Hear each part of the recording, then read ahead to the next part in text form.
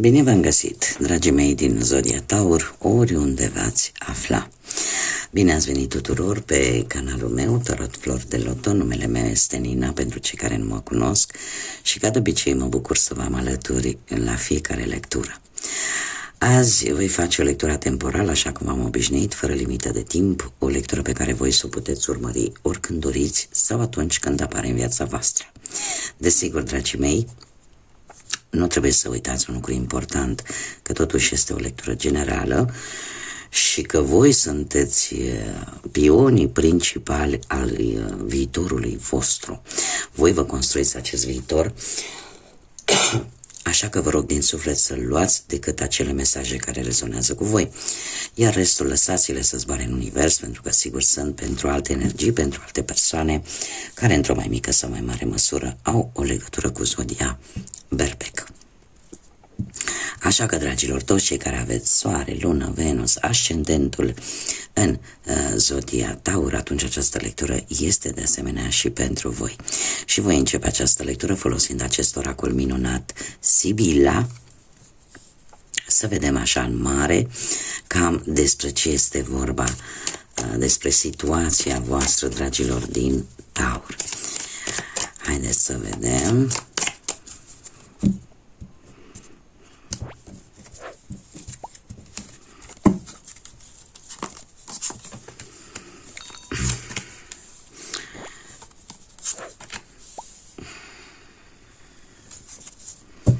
Dragilor, din păcate pentru voi, trebuie să vă spun că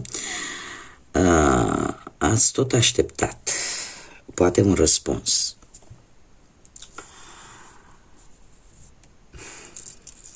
Sau poate ați așteptat o persoană care, trebuie să vă spun, că nu este ceea ce pare a fi. Din păcate, sau poate din fericire, că mai bine să știi un rău de la bun început decât să persiști, da, într-o situație negativă. Și e posibil ca unii dintre voi, nu știu, tind să cred că e vorba de o persoană care, așa cum am mai spus, nu este ceea ce pare a fi, care și-a construit o anumită imagine care nu dă cu realitatea. Și trebuie să vă spun mai ales că avem și hoțul aici, da, că e posibil ca unii dintre voi anumite situații să nu se rezolve într-o manieră foarte pozitivă pentru voi. Alții, faptul că tot așteptați poate un anumit lucru sau așteptați ca o anumită situație cumva să se rezolve, trebuie să vă spun că lucrul ăsta va aduce destul de mult stres.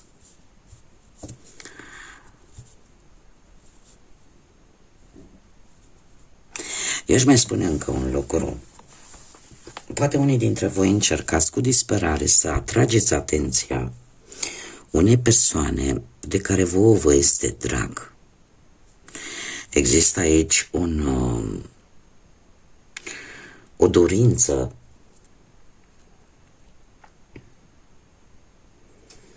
cartea asta îmi vorbește și de egoism. Aici cineva dă dovadă de foarte mult egoism. Am puteți fi voi, poate fi și altcineva. Dar următoarea perioadă pentru voi, trebuie să vă spun că va fi o perioadă în care vă veți înfuria un pic. De ce? Pentru că veți auzi tot felul de bârfe, veți auzi tot felul de acuzații nefondate și lucrul ăsta vă va înfuria, vă va supăra.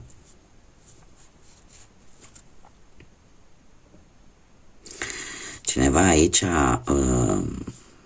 ca să zic așa, va fi afectat în mod direct în urma unor cuvinte grele, în urma unor bârfe, în urma unor informații care au legătură între ele. voi sunteți într-o așteptare și veți descoperi, mie asta îmi spune intuiția, veți descoperi de fapt care este realitatea și faptul că, cum am mai spus, ori o situație nu este așa cum pare a fi, ori o anumită persoană nu este așa cum pare a fi. Iar lucrul ăsta o să vă supere, o să vă cam necăjească. Sau poate o să vă facă să vă pierdeți încrederea, da? Să aveți așa un soi de amărăciune vis-a-vis de un anumit personaj, sau poate chiar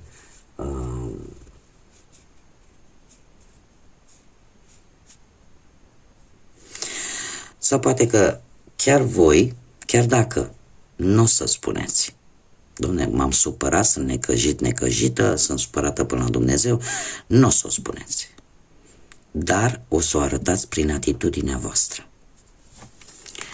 Ce vă deranjează și de ce vă deranjează? Haideți să vedem ce ne spune tarotul pentru dragii mei din Taur.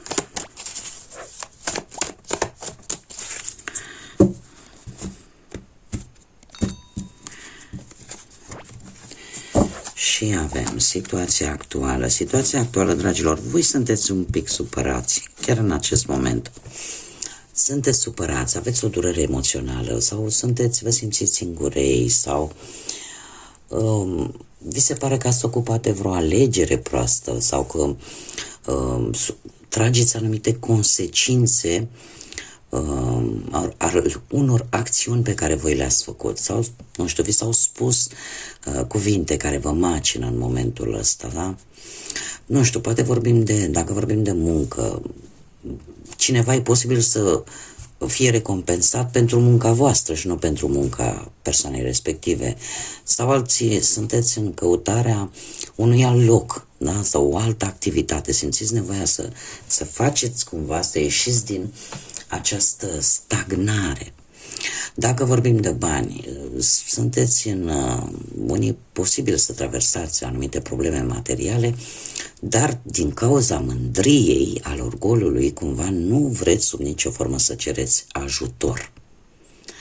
Sau poate nu sunteți în cea mai bună situație să investiți în ceva anume. Dacă vorbim de dragoste, de viața sentimentală, cei care sunteți într-o relație, e posibil să aveți niște neînțelegeri sau o stare de decepție sau poate vi se pare vouă că nu vi se spun anumite lucruri, da? Sau nu vi se arată anumite sentimente. Așa că unii dintre voi chiar e posibil să fi traversat o perioadă de ruptură, de separare posibil în relație. Cei singurei aș zice că sunteți decepționați de persoane pe care le-ați cunoscut probabil într-un interval de timp foarte scurt. Haideți să vedem ce ne mai spune tarotul, ce nu este în favoarea voastră, ce este în favoarea voastră, ce puteți controla și ce nu puteți controla. Dragii mei, ce nu este în favoarea voastră? Un 6 de bâte. Foarte interesant, pentru că de obicei 6 de bâte este o carte cu energie pozitivă. Se pare că realizarea unui proiect pe care, culmea, în care voi v-ați focusat foarte mult, e posibil să nu vă mai intereseze în acest moment. E posibil, din cauza invidiei și a unor bârfe, să nu mai fiți interesați în respectivul proiect. Iar asta este cumva în defavoarea voastră. Așa că mare atenție. Nu știu, poate că v-ați luat gândul, nu știu, să mai obțineți un job mai bun. Sau să v-ați luat gândul că în sfârșit vi se va recunoaște valoarea în ceea ce privește viața voastră profesională, da? Cumva, cum am mai spus, există o renunțare la un proiect, poate personal, și care, de asemenea, unii dintre voi și-au luat gândul că o relație se poate îmbunătăți sau că veți avea parte poate de o nuntă. Dar toate lucrurile astea, pentru că este o carte cu energie pozitivă, dar pe o poziție relativ negativă, cumva joacă împotriva voastră. E ca și cum ai zice, nu mă mai interesează, sunteți voi necăjiți, supărați acum și spuneți, nu mă mai interesează proiectul ăsta, nu mă mai interesează planul ăsta, indiferent de ce aspect al vieții vorbim. Dacă faceți acest lucru, toate astea se vor întoarce împotriva voastră. Dacă ați investit timp și energie într-un anumit plan, înainte de a renunța la el, vedeți dacă într-adevăr are șanse să devină pozitiv pentru voi sau nu. Nu renunțați pur și simplu din orgolii, da, din mândrie sau din alte criterii care poate nu au niciun fel de legătură de fapt cu planul în sine. Ce este în favoarea voastră în următoarea perioadă? Și avem steaua. Știu că Zodia Vărsător vă spune ceva, dar steaua în sine este recuperarea speranței, care este un lucru tare bun. Se pare că acea forță de a merge înainte, de a avea acea încredere în voi înșivă, va juca un rol important, va fi ceva în favoarea voastră în următoarea perioadă. Trebuie să vă spun că sunt șanse mari ca după această perioadă dificilă voi să vă recuperați credința în voi înșivă, în primul rând, și în acea binecuvântare pe care ți-o poate da viața, universul, Dumnezeu, indiferent de ce credință aveți fiecare dintre voi. Iar lucrul ăsta va juca un rol favorabil pentru voi. Da? Așa că eu aș mai spune și că e posibil ca unora dintre voi în următoarea perioadă, nu știu, să apară o șansă de avansare poate la locul de muncă sau să obțineți un job foarte bun sau să economisiți, cum să zic eu, niște bănuți care îți vin în viață așa pe neașteptate, da? E ca și cum ai zice, norocul va fi de partea voastră, da? Un câștig extra. Sau poate faceți o bună afacere, o bună negociere, sau poate că va veni și un timp fericit pentru relația voastră, pentru unii dintre voi. Pentru cei singuri, poate că apare o mare dragoste în următoarea perioadă. Da, există aici un eveniment care va juca un rol foarte favorabil pentru voi. Acum, ce puteți voi controla cu acest 9 de monede? Păi cu acest 9 de monede, dragilor, voi puteți controla acel echilibru atât în exterior cât și la interior. Siguranța pe voi înșivă. Voi aveți acea capacitate de a reuși, mai ales atunci când o faceți pe cont propriu, și aveți acea capacitate de a vă bucura de reușitele voastre. E posibil ca unii dintre voi și ceea ce voi puteți controla, nu știu dacă sunt persoane care au avut vreo problemă de rezolvat relaționată cu pensia sau cu avansare sau cu ceva care pentru voi era de interesul vostru strict personal, lucrul ăsta se va întâmpla și va fi ceva pe care voi îl veți putea controla. Adică va depinde de voi și de felul în care voi veți acționa. Dacă vorbim de bani, depinde de voi. Dacă ați avut puțin și vreți să aveți mai mult, depinde de acțiunile voastre. Da?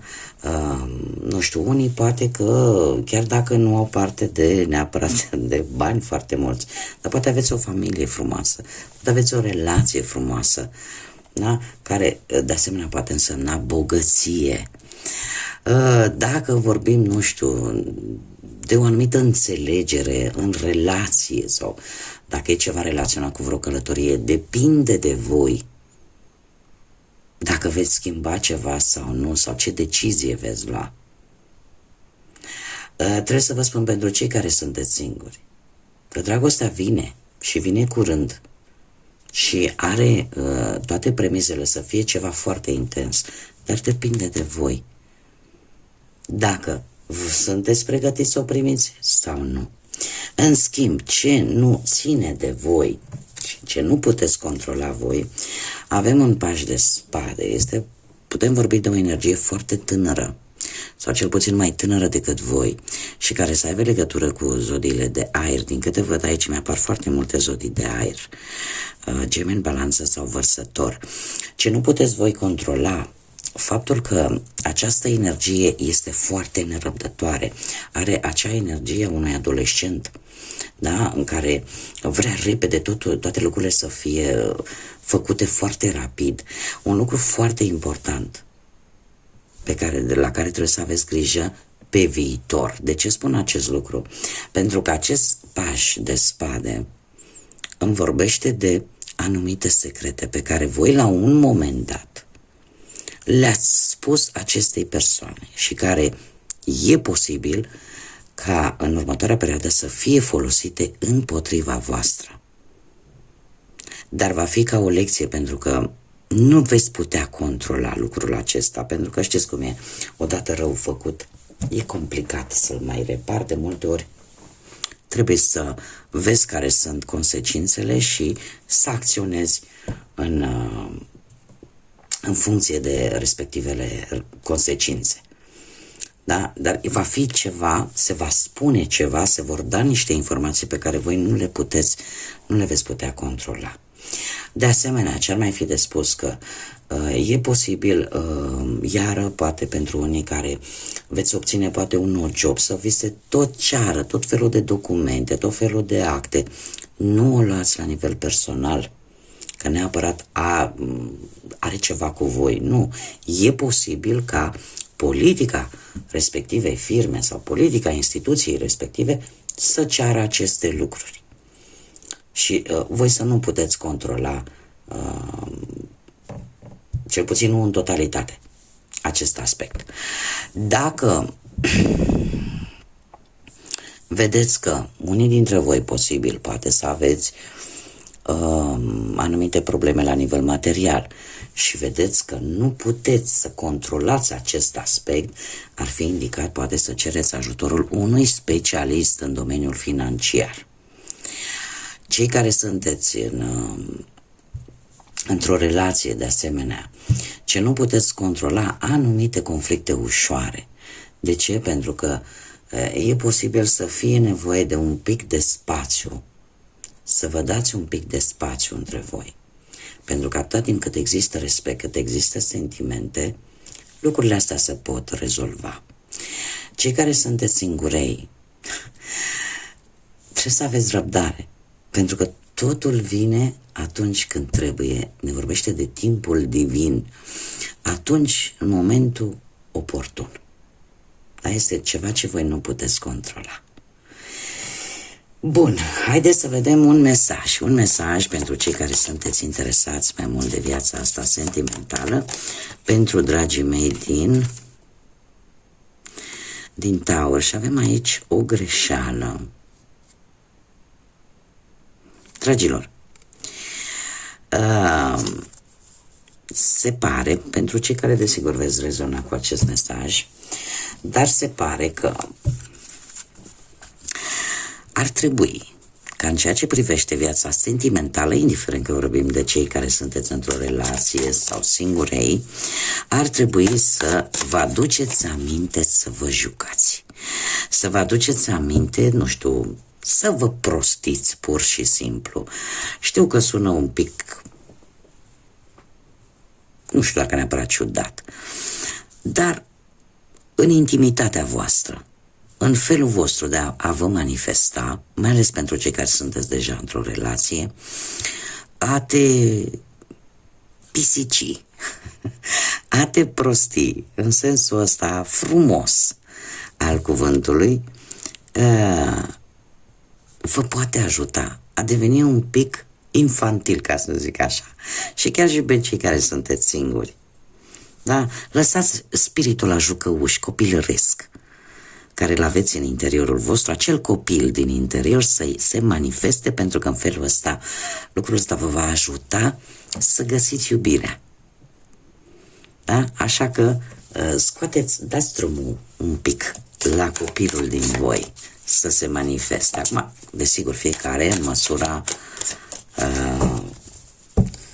în care o poate face, desigur. Haideți să vedem și un mesaj general de la pădurea mistică pentru voi, dragilor, din Taur.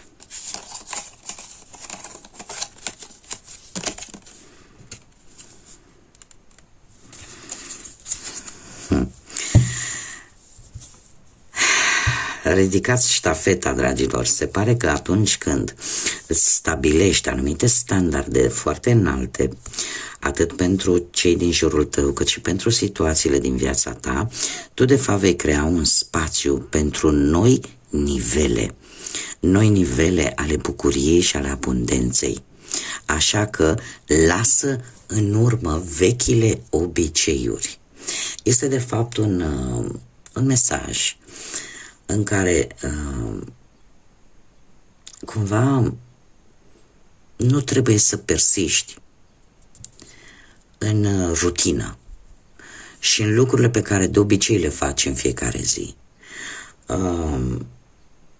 ca să dobândești înțelepciunea și ca să dobândești lucruri bune, importante, frumoase de-a lungul întregii vieți.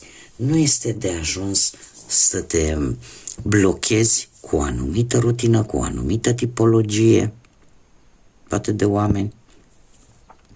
Da? Cumva încearcă mereu să crești, mereu să urci pe scara asta a vieții și făcând aceste lucruri, de fapt, descoperi lucruri noi, îți descoperi abilități noi și renunți poate la anumite obiceiuri care e posibil să nu fie tocmai pozitive întru totul pentru voi. Deci îndemnul este să te depășești pe tine, să-ți depășești anumite standarde pe care probabil că unii dintre voi și le-au impus de-a lungul timpului, să ieșiți din zona voastră de confort. Bun, dragilor, cam atât am avut pentru voi de data aceasta. Eu vă mulțumesc pentru atenție, vă mulțumesc pentru răbdare, în primul și în primul rând, răbdarea de care au dat dovadă dragii mei abonați, pentru faptul că atunci am perioade când nu pot publica și nu pot face lecturi, de obicei din cauza sănătății, și s-a întâmplat și acum, la fel. Mă simt mai bine și sper să mă refac cât de repede se poate și să fim împreună ca de fiecare dată, așa cum am obișnuit. Până data viitoare, când ne vom reîntâlni, eu vă doresc tot binele din lume, ca de obicei, tot ceea ce voi vă doriți să devină realitate și, desigur, multă energie pozitivă. Desigur, dragii mei, nu uitați de like-uri, distribuiri și comentarii, cei care își doresc acest lucru, și desigur toți cei care încă nu v-ați abonat, eu vă aștept cu mare drag, cu mare interes să ne întâlnim aici ca de fiecare dată. Până data viitoare, când ne vom reîntâlni, așa cum am spus, numai bine și să fiți iubiți, dragilor!